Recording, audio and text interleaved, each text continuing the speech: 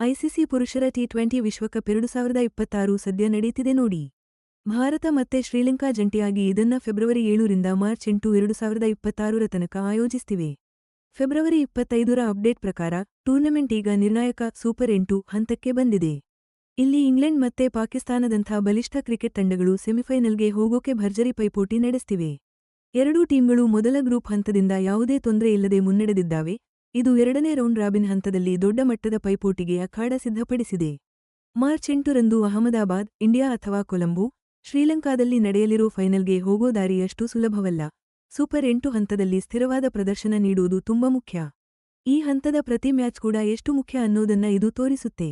ಈ global T20 international ಶೋಕೇಸ್ನಲ್ಲಿ 20 ತಂಡಗಳು ಕಣಕ್ಕಿಳಿದಿವೆ. ಎಲ್ಲರೂ ಆ ಬಹುಬೇಡಿಕೆಯ ಟ್ರೋಫಿ ಗೆಲ್ಲೋ ಕನಸು ಕಂಡಿದ್ದಾರೆ. ಅದರಲ್ಲೂ ಇಂಗ್ಲೆಂಡ್ ಮತ್ತೆ ಪಾಕಿಸ್ತಾನಕ್ಕೆ ಈ ಫಾರ್ಮೆಟ್ನಲ್ಲಿರೋ ಹಿಸ್ಟಾರಿಕಲ್ ಪರ್ಫಾರ್ಮೆನ್ಸ್ ನೋಡಿದ್ರೆ ಇವರು ಪ್ರಬಲ ಸ್ಪರ್ಧಿಗಳು ಅನ್ನೋದು ಸ್ಪಷ್ಟ. 2026ರ ಐಸಿಸಿ ಪುರುಷರ ಟಿ20 ವಿಶ್ವಕಪ್ ಬಗ್ಗೆ ಮಾತಾಡೋಣ. ಇದು ಟಿ20 ವಿಶ್ವಕಪ್ನ 10ನೇ ಆವೃತ್ತಿ. ಆಡುವ ದೇಶಗಳ ಶಕ್ತಿ, ಸಾಮರ್ಥ್ಯ ಮತ್ತು ಕೌಶಲ್ಯವನ್ನ ಪರೀಕ್ಷಿಸೋಕೆ ಅಂತಾನೆ ಒಂದು ಪಕ್ಕಾ ಸ್ಟ್ರಕ್ಚರ್ಡ್ ಫಾರ್ಮ್ಯಾಟ್ನಲ್ಲಿ ಇದನ್ನ ಆಯೋಜಿಸಿದ್ದಾರೆ. ಟೂರ್ನಿ ಶುರುವಾಗಿದ್ದು ಒಟ್ಟು 20 ತಂಡಗಳೊಂದಿಗೆ. ಈ 20 ತಂಡಗಳನ್ನ ಮೊದಲಿಗೆ ತಲಾ 5 ತಂಡಗಳ 4 ಗುಂಪುಗಳಾಗಿ ವಿಂಗಡಿಸಲಾಗಿತ್ತು. ಈ ಆರಂಭಿಕ ಗುಂಪು ಹಂತದಲ್ಲಿ ಪ್ರತಿಯೊಂದು ತಂಡವೂ ತಮ್ಮ ಗುಂಪಿನ ಇತರ 4 ತಂಡಗಳ ವಿರುದ್ಧ ಒಂದೊಂದು ಪಂದ್ಯ ಆಡಿದು. ಅಂದರೆ ಸಿಂಗಲ್ ರೌಂಡ್ ರಾಬಿನ್ ಫಾರ್ಮ್ಯಾಟ್ನಲ್ಲಿ ಪಂದ್ಯಗಳು ನಡೆದವು. ಈ 4 ಗುಂಪುಗಳಿಂದ ಉತ್ತಮ ಪ್ರದರ್ಶನ ನೀಡಿದ ಟಾಪ್ 2 ತಂಡಗಳು ಸೂಪರ್ 8 ಹಂತಕ್ಕೆ ಅರ್ಹತೆ ಪಡೆದು. ಸೂಪರ್ 8 ಹಂತದಲ್ಲಿ ಈ 8 ಕ್ವಾಲಿಫೈ ಆದ ತಂಡಗಳನ್ನ ತಲಾ 4 ತಂಡಗಳ 2 ಹೊಸ ಗುಂಪುಗಳಾಗಿ ವಿಂಗಡಿಸಲಾಗುತ್ತೆ. ಈ ಹಂತದಲ್ಲೂ ಪಂದ್ಯಗಳು ರೌಂಡ್ ರಾಬಿನ್ ಮಾದರಿಯಲ್ಲೇ ನಡೆಯುತ್ತವೆ. ಇಲ್ಲಿಂದ ಪ್ರತಿ ಸೂಪರ್ 8 ಗುಂಪಿನ ಟಾಪ್ 2 ತಂಡಗಳು ಬಹುನಿರೀಕ್ಷಿತ ನಾಕೌಟ್ ಸೆಮಿಫೈನಲ್ಗೆ ತಮ್ಮ ಸ್ಥಾನ ಖಚಿತಪಡಿಸಿಕೊಳ್ತವೆ. ಒಟ್ಟಿನಲ್ಲಿ ಈ ಕಠಿಣ ಫಾರ್ಮ್ಯಾಟ್ನಿಂದಾಗಿ ಅತ್ಯಂತ ಕನ್ಸಿಸ್ಟೆಂಟ್ ಆಗಿರುವ ಮತ್ತು ಶಕ್ತಿಶಾಲಿ ತಂಡಗಳು ಮಾತ್ರ ಚಾಂಪಿಯನ್ಶಿಪ್ ಪಂದ್ಯದ ಕಡೆಗೆ ತಮ್ಮ ಪಯಣವನ್ನ ಮುಂದುವರೆಸುತ್ತವೆ. ಇಂಗ್ಲೆಂಡ್ ತಂಡದ ಐಸಿಸಿ ಪುರುಷರ ಟಿ20 ವಿಶ್ವಕಪ್ 2026ರ ಪಯಣ ಗ್ರೂಪ್ ಸಿ ಇಂದ ಶುರುವಾಗಿದೆ. ಅಲ್ಲಿ ಅವರಿಗೆ ವೆಸ್ಟ್ ಇಂಡೀಸ್, ಸ್ಕಾಟ್ಲ್ಯಾಂಡ್, ನೇಪಾಳ ಮತ್ತು ಇಟಲಿಯಂತಹ ತಂಡಗಳಿಂದ ಸವಾಲಿನ ಸ್ಪರ್ಧೆ ಎದುರಾಗಿತ್ತು. ಗ್ರೂಪ್ ಹಂತವನ್ನ ಯಶಸ್ವಿಯಾಗಿ ದಾಟಿ ಅವರು ಈಗ ಸೂಪರ್ 8 ಹಂತಕ್ಕೆ ಎಂಟ್ರಿ ಕೊಟ್ಟಿದ್ದಾರೆ. ಇದು ಟೂರ್ನಿಯ ಬಲಿಷ್ಠ ಸ್ಪರ್ಧಿಗಳಲ್ಲಿ ಒಂದಾಗಿ ಅವರ ಸ್ಥಾನವನ್ನ ಮತ್ತೊಮ್ಮೆ ಸಾಬೀತುಪಡಿಸಿದೆ. 2 ಬಾರಿ ಟಿ20 ವಿಶ್ವಕಪ್ ಚಾಂಪಿಯನ್ ಆಗಿರುವ ಇಂಗ್ಲೆಂಡ್ ಮತ್ತೊಂದು ಟ್ರೋಫಿ ಗೆಲ್ಲೋಕೆ ಕಣ್ಣಿಟ್ಟಿದೆ. ಅವರ ಈವರೆಗಿನ ಪಯಣದಲ್ಲಿ ಪ್ರಮುಖ ಆಟಗಾರರು ಕೈಹಿಡಿದಿದ್ದು, ಅದರಲ್ಲೂ ಹ್ಯಾರಿ ಬ್ರೂಕ್ ಗಮನಾರ್ಹ ಕೊಡುಗೆ ನೀಡಿ ಗಮನ ಸೆಳೆದಿದ್ದಾರೆ. ಬ್ರೂಕ್ ತಮ್ಮ ಆಕ್ರಮಣಕಾರಿ ಬ್ಯಾಟಿಂಗ್ ಶೈಲಿ ಹಾಗೂ ವೇಗವಾಗಿ ರನ್ ಗಳಿಸೋ ಸಾಮರ್ಥ್ಯಕ್ಕೆ ಹೆಸರುವಾಸಿ. ಇವರು ಇಂಗ್ಲೆಂಡ್ ಪರ ನಿರ್ಣಾಯಕ ಸೂಪರ್ 8 ಪಂದ್ಯಗಳಲ್ಲಿ ಮುಖ್ಯ ಪಾತ್ರ ವಹಿಸುವ ನಿರೀಕ್ಷೆಯಿದೆ.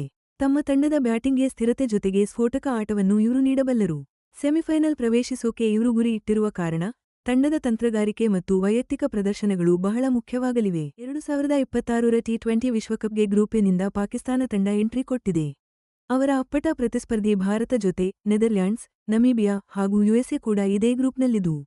ಸೂಪರ್ 8 ಹಂತಕ್ಕೆ ಅವರ ಮುನ್ನಡೆ ಟೂರ್ನಿಯ ಆರಂಭಿಕ ಹಂತದಲ್ಲಿ ಅವರ ಸ್ಪರ್ಧಾತ್ಮಕ ಮನೋಭಾವ ಮತ್ತು ಸ್ಟ್ರಾಟಜಿಕ್ ಆಟವನ್ನು ತೋರಿಸುತ್ತೆ. 2009ರಲ್ಲಿ ಟಿ20 ವಿಶ್ವಕಪ್ ಗೆದ್ದಿದ್ದ ಪಾಕಿಸ್ತಾನ ಈ ಬಾರಿ ಮತ್ತೊಂದು ಪ್ರಶಸ್ತಿ ಗೆಲ್ಲೋ ಗುರಿಯಲ್ಲಿದೆ.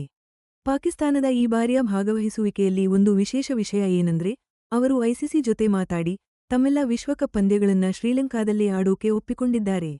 ಭಾರತದಲ್ಲಿನ ಭದ್ರತಾ ಸಮಸ್ಯೆಗಳನ್ನು ಕಾರಣವಾಗಿಟ್ಟುಕೊಂಡು ಈ ನಿರ್ಧಾರ ತಗೊಂಡಿದ್ದಾರೆ. ಹಿಂದೆ ಪಾಕಿಸ್ತಾನ ಆತಿಥ್ಯ ವಹಿಸಿದ್ದಾಗ ಭಾರತ ತಟಸ್ಥ ಸ್ಥಳಗಳಲ್ಲಿ ಆಡಿದ ಹಾಗೇನೇ ಈಗಲೂ ಆಗಿದೆ. ತಂಡದಲ್ಲಿ ಸಾಹಿಬ್ಜಾದಾ ಫರ್ಹಾನ್ ಮತ್ತು ಉಸ್ಮಾನ್ ತಾರಿಕ್ನಂತಹ ಭರವಸೆ ಮೂಡಿಸಿರೋ ಟ್ಯಾಲೆಂಟ್ಗಳಿದ್ದಾರೆ. ಇವರಿಬ್ಬರನ್ನೂ ಪಾಕಿಸ್ತಾನದ ಅಧಿಕೃತ ತಂಡಕ್ಕೆ ಸೇರಿಸಿಕೊಂಡಿದ್ದಾರೆ. ಪಾಕಿಸ್ತಾನ ಈ ಟೂರ್ನಿಯಲ್ಲಿ ಇನ್ನೂ ಮುಂದೆ ಹೋಗೋದಕ್ಕೆ ಅವರ ಪರ್ಫಾರ್ಮೆನ್ಸ್ ತುಂಬಾ ಮುಖ್ಯ ಆಗಲಿದೆ. ಐಸಿಸಿ ಮೆನ್ಸ್ ಟಿ20 ವಿಶ್ವಕಪ್ 2026 ಸೂಪರ್ 8 ಹಂತದಲ್ಲಿ ಸಾಗುತ್ತಾ ಇರೋದ್ರಿಂದ ಇಂಗ್ಲೆಂಡ್ ಮತ್ತು ಪಾಕಿಸ್ತಾನಕ್ಕೆ ಪಣ ಇನ್ನಷ್ಟು ದೊಡ್ಡದಾಗ್ತಾ ಇದೆ. ಈ ಮಹತ್ವದ ಪಂದ್ಯಗಳಲ್ಲಿ ಅವರ ಪ್ರದರ್ಶನಗಳು ಸೆಮಿಫೈನಲ್ಗೆ ಹೋಗೋ ಅರ್ಹತೆಯನ್ನ ನಿರ್ಧರಿಸುತ್ತೆ. ಜೊತೆಗೆ ಅಭಿಮಾನಿಗಳಿಗೆ ಉಸಿರು ಬಿಗಿ ಹಿಡಿದು ನೋಡುವಂತಹ ಸನ್ನಿವೇಶವನ್ನ ಸೃಷ್ಟಿಸುತ್ತೆ. ಕ್ರಿಕೆಟ್ನಲ್ಲಿ ಇಂಗ್ಲೆಂಡ್ ಮತ್ತು ಪಾಕಿಸ್ತಾನ ನಡುವಿನ ಹಳೆಯ ಪೈಪೋಟಿ ಈ ಟೂರ್ನಿಗೆ ಇನ್ನಷ್ಟು ರೋಮಾಂಚನ ತುಂಬಿದೆ. ಒಂದು ವೇಳೆ ಎರಡೂ ತಂಡಗಳು ಅಬ್ಬರದ ಪ್ರದರ್ಶನ ಮುಂದುವರಿಸಿದರೆ ನಾಕೌಟ್ ಹಂತದಲ್ಲಿ ಇವರಿಬ್ಬರ ನಡುವೆ ಒಂದು ಹೈ ವೋಲ್ಟೇಜ್ ಪಂದ್ಯ ನಡೆಯೋ ಸಾಧ್ಯತೆಯಿದೆ. ಸೆಮಿಫೈನಲ್ಸ್ ಮಾರ್ಚ್ 4 ಮತ್ತು 5ರಂದು ನಡೆಯಲಿದೆ. ಮಾರ್ಚ್ 8ರಂದು ಅದ್ದೂರಿ ಫೈನಲ್ ನಡೆಯಲಿದ್ದು 10ನೇ ಟಿ20 ವಿಶ್ವಕಪ್ ಚಾಂಪಿಯನ್ ಯಾರು ಅನ್ನೋದು ಅಲ್ಲಿ ನಿರ್ಧಾರ ಆಗುತ್ತೆ. ಸೂಪರ್ 8 ಹಂತದ ಈ ಪಯಣ ತಂಡಗಳ ಕೌಶಲ್ಯ ಮತ್ತು ಛಲಕ್ಕೆ ಒಂದು ಸಾಕ್ಷಿ. ಯಾಕಂದ್ರೆ ಪ್ರತಿಯೊಂದು ತಂಡವೂ ಈ ಜಾಗತಿಕ ಕ್ರಿಕೆಟ್ ಹಬ್ಬದಲ್ಲಿ ತಮ್ಮದೇ ಆದ ಗುರುತು ಮೂಡಿಸೋಕೆ ಪ್ರಯತ್ನಿಸ್ತಾ ಇವೆ.